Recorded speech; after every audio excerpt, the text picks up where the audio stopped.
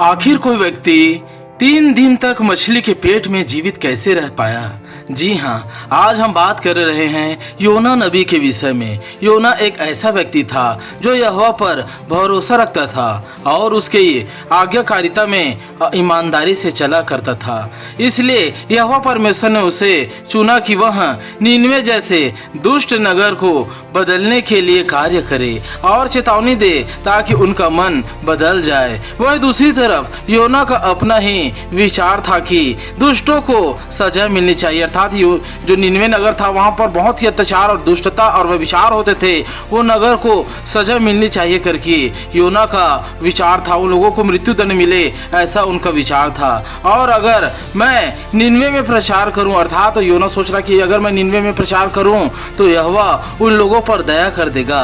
इसलिए योना अपनी समझ का सहारा लेकर यहोवा के समीप से अर्थात निनवे नगर से बहुत दूर भाग जा रहा था। और जैसे उसने बहुत दूर जाने के लिए एक समुद्र के मार्ग से जाने वाले जहाज पर जाकर बैठा, वैसे ही भयंकर आंधी समुद्र के ऊपर आने लगी। इस तरह के तूफान उस समय में बहुत कम ही शायद ही आए थे। इस तूफान में बहुत ही ज्यादा ताकत थी और अलग ही थी। इसलिए जो जहाज का मालिक था वे लोग डर गए और योना के विषय में कहने लगे कि तू कौन है, कहाँ से आया, क्या तेरा उद्यम है, और बहुत सारी चीज़ पूछने लगे। फिर वह योना बहुत सारी बातें उसको बताया कि मैं यहोवा के समीप से भाग जा रहा हूँ क्योंकि वह मुझे कुछ विशेष कार्य के लिए कार्य दे रहा करके, इसलिए मैं उसे भागा जा रहा हूँ करके। यह सुनकर वह लोग और भी ज़्यादा भयभीत हो गए और बहुत प्रयत्न किए कि अपने जहाज को संभाल ले, लेकिन वो लोग जितना प्रयत्न करते थे उतना समुद्र क्रोधित होता था। इसलिए यह हुआ कि योना ने विचार किया कदाचित यह मेरी वजह से आया है और मैं इसका जिम्मेदार हूँ। इसलिए योना ने उन मल्लाहों और माझियों को कहा कि मुझे उठाकर समुद्र में फेंक दो, तब यह समुद्र की लहरें शांत हो जाएंगी। और उनके कहने पर सच में वो जो वहाँ के लोग थे उन्होंने यहोवा से माफ़ी मांगकर कि हम हत्या के पाप से बचे, यह इसके कहने के अनुसार कर रहे हैं करके उसे जब समुद्र के ऊपर उसको पूरा तरीके से जहाज के ऊपर समुद्र में फेंका, तब पूरे तरीके से क्या देखते हैं कि एक भयानक मछली जो विशाल का मछली था वह उसको निगल लिया। और जैसे वह उसको निगला तब योना उनके पेट में 3 दिन तक उनके पेट में था, उसके पेट में जीवित रहा, 3 दिन तक जीवित रहा। यह कैसे हो पाया?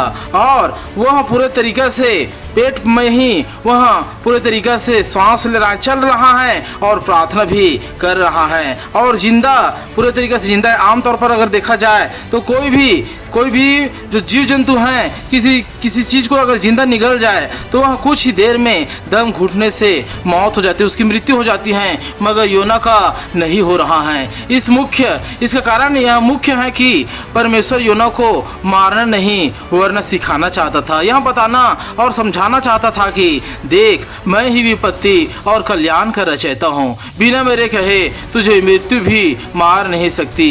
इसलिए तू उन दुष्टों के पास जो हत्यारे हैं और कुकर्मी हैं जाने से न घबरा, वह तेरा कुछ नहीं बिगाड़ पाएंगे क्योंकि मैं तेरा बचाने वाला परमेश्वर हूँ। और यहाँ बात को योना फिर समझ गया कि यहोवा ही मारता और वही जिलाता है, वही गड्ढे में डालता और वही उस गड्ढे से निकालता भी है। इसलिए इस घटना से हम यही समझते हैं कि अपनी समझ का सहारा नहीं लेना चाहिए। कभी कभी अपने समझ के सहारा लेने से मृत्यु के छोर तक, मृत्यु के मुंह से पूरे तरीके से जाना पड़ सकता है, मृत्यु के छोर तक जाना पड़ सकता है, भयंकर संकट का सामना करना पड़ सकता है। इसलिए अपनी समझ का सहारा नहीं लेकर परमेश्वर पर ही भरोसा रखे क्योंकि वही हर मुसीबत से, हर विपत्ति से बचाता है। वह दयावंत और अनुग्रहकारी ईश्वर है। निश्चय आप लोग सब समझेंगे। God bless you all.